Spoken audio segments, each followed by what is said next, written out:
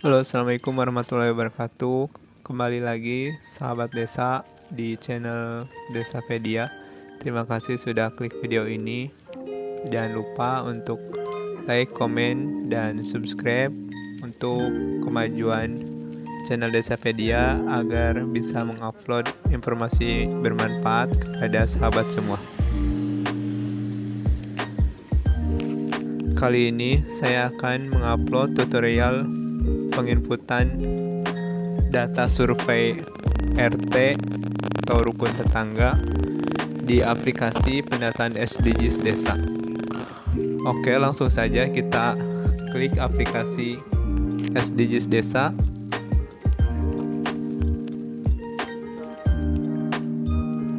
Oke, setelah kita login menggunakan username dan password yang diberikan oleh Kementerian Desa kepada masing-masing relawan Pokja di tiap desa. Selanjutnya, informasi terakhir terbaru terkait dengan username dan password bahwa setiap Pokja atau relawan yang masuk ke dalam SK pendataan SDGs desa nanti masing-masing akan diberikan username dan password. Jika demikian, maka setiap relawan Pokja pendataan SDGs desa dapat melakukan input langsung menggunakan aplikasi SDGs desa karena masing-masing dari mereka diberikan username dan password secara resmi dari Kementerian Desa. Tapi untuk penginputan itu bisa dilakukan secara offline maupun secara online. Offline itu untuk mengisi kuesioner yang ditanyakan kepada rukun tetangga. Jumlahnya jika di print itu ada sebanyak 12 lembar untuk survei rukun tetangga. Sebetulnya untuk total keseluruhan jika di print itu ada sebanyak 25 lembar, yaitu 7 lembar untuk survei desa, 12 lembar untuk survei RT, 3 lembar untuk survei rumah tangga, 3 lembar untuk survei individu. Oke, langsung saja kita klik di tombol survei RT. Tombol survei RT ini disesuaikan dengan jumlah banyaknya RT di suatu desa. Misalkan di suatu desa ada sebanyak 15 RT, maka harus diisi dengan sejumlah RT tersebut. Caranya bagaimana? Yaitu setelah mengisi keseluruhan data ini, kemudian diklik simpan, lalu diklik tombol baru. Oke, jika sudah demikian, pertama-tama yaitu adalah kolom lokasi. Kolom lokasi ini berkaitan dengan informasi dasar terkait dengan kondisi RT. Misalkan nama ketua RT, alamat, kemudian nomor handphone, kemudian lokasi RT terletak di mana, itu harus disesuaikan dengan kondisi lapangan. Misalkan topografinya seperti apa, kemudian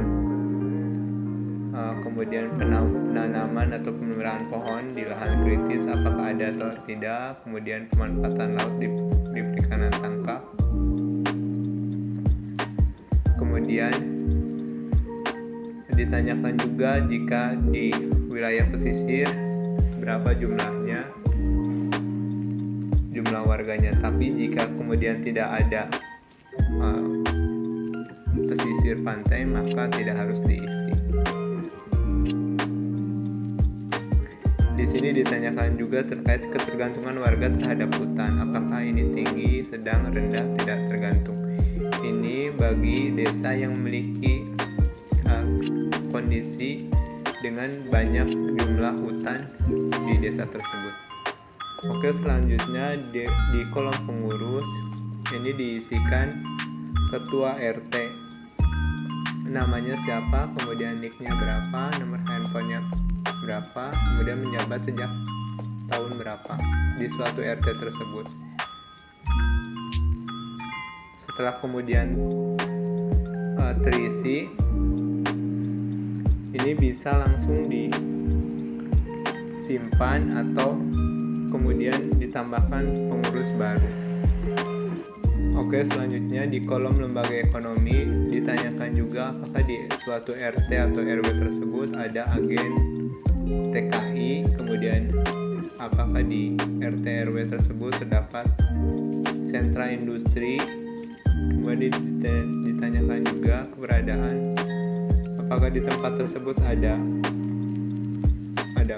pub, diskotik, atau tempat karaoke. Ini harus diisi sesuai kondisi lapangan. Ditanyakan juga apakah ada pangkalan minyak, ada pangkalan LPG. Ini harus diisi sesuai kondisi lapangan. Kemudian ditanyakan juga keberadaan koperasi.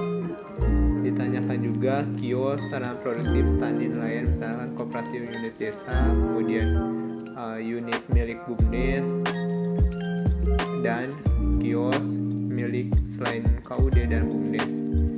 Misalkan di RT tersebut ada sebanyak jumlah 5 kios atau berapa, ini harus diisi. Kemudian ada kolom industri. Ini ada opsi pilihannya: industri barang dari kulit, industri barang dari kayu, industri logam berat, industri barang dari logam mulia, kemudian industri lainnya. Biasanya disesuaikan dengan kondisi lapangan. Misalkan kalau paling minimum itu adalah industri makanan dan minuman. Misalnya di suatu RT RW tersebut ada sentra industri untuk pembuatan makanan keripik atau apapun itu bisa diinput di sini. Di input juga jumlahnya ada berapa, kemudian disesuaikan dengan kondisi di lapangan. Kemudian di sini ada sarana ekonomi. Jenis sarana ekonomi disebutkan, ada opsi pilihannya, apakah di situ ada warung, kedai makan minuman, restoran, kemudian toko warung kelontong, agen bank BRI atau agen bank lain yang kemudian bisa diinput sesuai dengan opsi pilihan. Di sini dijelaskan juga jumlahnya ada berapa. Kemudian akses untuk menuju ke lokasi tersebut apakah sangat mudah, sulit, atau sangat sulit. Nah, kemudian selanjutnya di kolom fasilitas ekonomi. Apakah di sini ada kredit usaha rakyat, kredit ketahanan pangan, kredit usaha kecil, kelompok usaha bersama. Ini harus diisikan sesuai dengan kondisi RT dan RW setempat. Infrastruktur ditanyakan tentang PJU, penerangan jalan umum, apakah ada dari pemerintah atau dari swasta. Nah, di sini ditanyakan juga panjang jalan di suatu RT atau RW tersebut. Jalan aspalnya berapa panjangnya, kemudian jalan perkerasan atau batu kerikil, kemudian juga jalan tanah, jalan papan di atas air, jalan setapak atau jalan lingkungan, dan jalan lainnya. Kemudian ditanyakan juga terkait sinyal suatu provider penyedia telekomunikasi, itu ada Telkomsel. Ditanyakan apakah ada sinyalnya atau tidak, Indosat, Excel, Axis, kemudian Husoin, PSN, Smartfren, Meraki Telkom. Ini ditanyakan sinyalnya bagus atau tidak. Kemudian di sini ditanyakan juga apakah ada kantor pos pembantu, layanan pos keliling, perusahaan agen jasa ekspedisi di suatu RT atau RW setempat, apakah ada atau tidak, tinggal diisi. Ini ada kolom option pilihannya. Kemudian di sini ada siaran televisi. Ditanyakan apakah TVRI dapat diterima, iya atau tidak. Apakah kemudian ditanyakan perlu parabola atau tidak. Ini disesuaikan dengan mayoritas di RT RW setempat. Artinya yang paling dominan itu apakah TVRI ini perlu pakai parabola atau tidak. Ini mayoritas pasti mengetahui kondisi tersebut. Kemudian jumlah fasilitas umum yang ditinggali penduduk. Apakah ada pasar, stasiun, terminal, kolong jembatan, pelabuhan. Kemudian ditanyakan juga jumlah lokasi pemukiman khusus, perumahan mewah, apartemen, rumah susun, boarding school. Ini ditanyakan apakah di RT RW tersebut ada fasilitas pemukiman khusus seperti itu.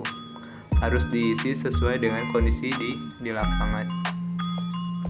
Oke, selanjutnya di kolom lingkungan ditanyakan juga terkait dengan lahan sawah irigasi, lahan sawah non irigasi, kemudian kebun, ladang, tambak, ini diisi sesuai kondisi lapangan.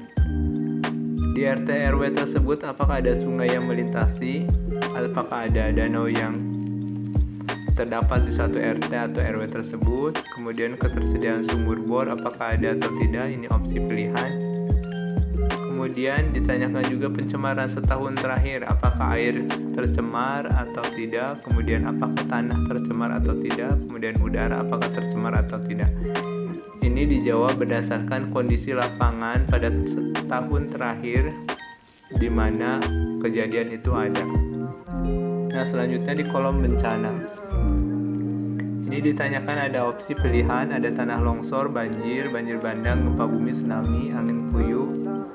Ini harus diisi sesuai dengan kondisi lapangan. Kemudian mitigasi bencana. Mitigasi bencana adalah sistem peringatan dini. Itu baik menggunakan mikrofon atau menggunakan pengeras suara, ada atau tidak. Misalkan untuk sistem peringatan dini khusus tsunami apakah ada atau tidak. Kemudian ditanyakan perlengkapan keselamatan ada atau tidak. Dijawab sesuai kondisi di lapangan. Kemudian sarana pendidikan, apakah di suatu RT RW tersebut ada pos PAUD, SD, SDLB, SMP atau SMA. Kemudian disebutkan di sini namanya, SD-nya apa.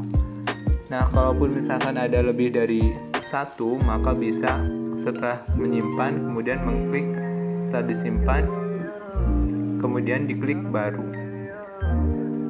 Oke, kemudian di kolom kesehatan, di sini ditanyakan apakah ada rumah sakit, polindes, puskesdes, posyandu. Ditanyakan pemiliknya apakah milik negeri atau swasta. Nah, di sini ada ditanyakan kejadian luar biasa, apakah di suatu RT RW terjadi kejadian luar biasa seperti campak, malaria, difteri, chikungunya atau kolera atau lainnya. Kalaupun misalnya tidak ada, maka diisi lainnya saja. Di sini ditanyakan jumlah penderitanya berapa, kemudian jumlah meninggalnya berapa. Ada kolom agama atau sosial budaya. Di sini ditanyakan jumlah warga peserta yang BPJS Kesehatan, kemudian ditanyakan warga peserta BPJS Ketenagakerjaan, jumlah masjid, jumlah musola, jumlah fasilitas ibadah lainnya, kemudian situs cagar budaya. Kemudian ditanyakan juga keberadaan suku terasing. Kemudian ditanyakan juga kearifan lokal adat, misalnya pada saat kehamilan itu ada tradisi apa 7 bulanan atau tradisi apapun itu harus diisikan, misalnya tradisi kelahiran, kemudian tradisi syukuran pekerjaan, kemudian tradisi untuk alam lingkungan hidup, misalkan tradisi ruatan bumi, kemudian tradisi perkawinan. Ini harus diisi sesuai kondisi di keadaan di masyarakat RT RW setempat. Di sini ditanyakan juga lembaga keagamaan, misalkan di sini ada majelis taklim atau apapun itu, diisikan sesuai kondisi di lapangan. Kemudian lembaga kemasyarakatan, misalkan di RT RW tersebut ada lembaga kemasyarakatan yang khusus menangani masyarakat di desa. Ini harus diisi sesuai dengan kondisi di lapangan. Kemudian keamanan, faktor keamanan, kejadian perkelahian masalah setahun terakhir, ditanyakan apakah ada atau tidak antar kelompok masyarakat. Kalaupun tidak ada, maka diisi lainnya. Penyebabnya kemudian diisi lainnya jika tidak ada. Kemudian penyelesaiannya tidak jika tidak ada. Kemudian pihak pendamai tidak ada jika tidak ada kejadian tindak perkelahian massal setahun terakhir. Kemudian ditanyakan juga kolom tindak kejahatan atau kriminalitas. Tindak kejahatan yang terjadi di desa atau tepatnya di RT RW tersebut selama setahun terakhir apakah ada atau tidak ada. Oke, selanjutnya kegiatan warga. Di sini ditanyakan kegiatan warga untuk menjaga keamanan lingkungan selama setahun terakhir. Misalkan di sini jumlah kegiatan pembangunan atau pemeliharaan pos kamling, jumlah kegiatan pembentukan pengaturan regu keamanan, jumlah anggota Hansip atau Linmas.